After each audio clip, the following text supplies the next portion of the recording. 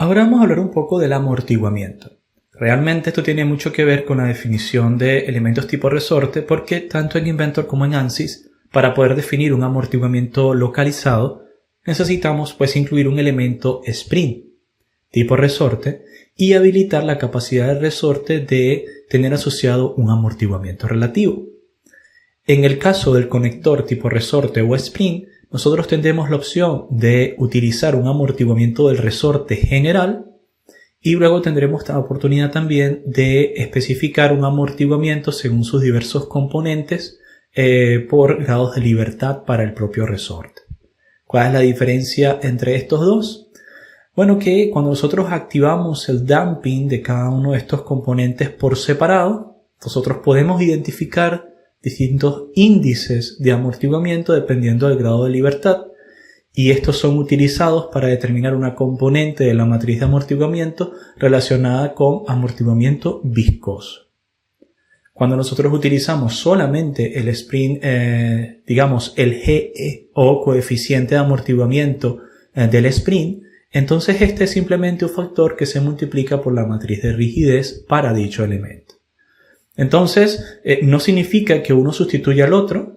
Lo que va a permitirnos es ensamblar una matriz de rigidez de amortiguamiento viscoso, una matriz de amortiguamiento por cada uno de sus componentes, mientras que este segundo es aplicado como un coeficiente general a toda la matriz de rigidez del elemento. De hecho, podemos utilizarlos simultáneamente y no va a haber ningún problema. Y repito en este caso que el amortiguamiento, cuando viene según los grados de libertad, es de especial utilidad cuando nosotros estemos utilizando funciones de impedancia para transmitir el amortiguamiento relativo de cada una de las direcciones, de movimiento y rotación en el caso de fundaciones bajo equipos vibrantes. Cuando ese no es el caso, probablemente sea suficiente desactivar este damping y simplemente aplicar un coeficiente general de amortiguamiento que luego se multiplicará por la matriz de rigidez para establecer el amortiguamiento estructural.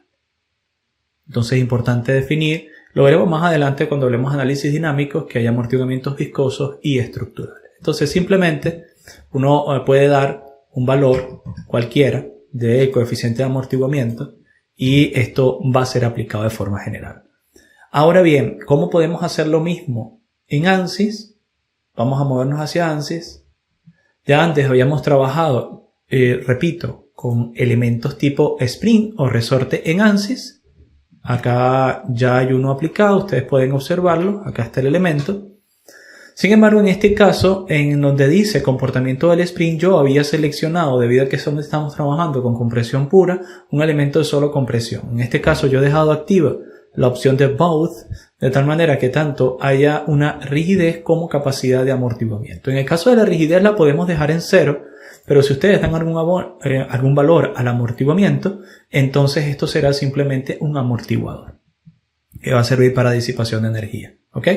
Entonces eso es todo. Y fíjense que, la manera en que está representado cambia. Si yo, por ejemplo, coloco 0 por acá, noten, esto es un resorte. Cuando yo coloco 1 por acá, sigue siendo un resorte y esto deja de estar en amarillo. Cuando coloco 0 el primero y en 1 el segundo, entonces esto es un amortiguador, ¿vale?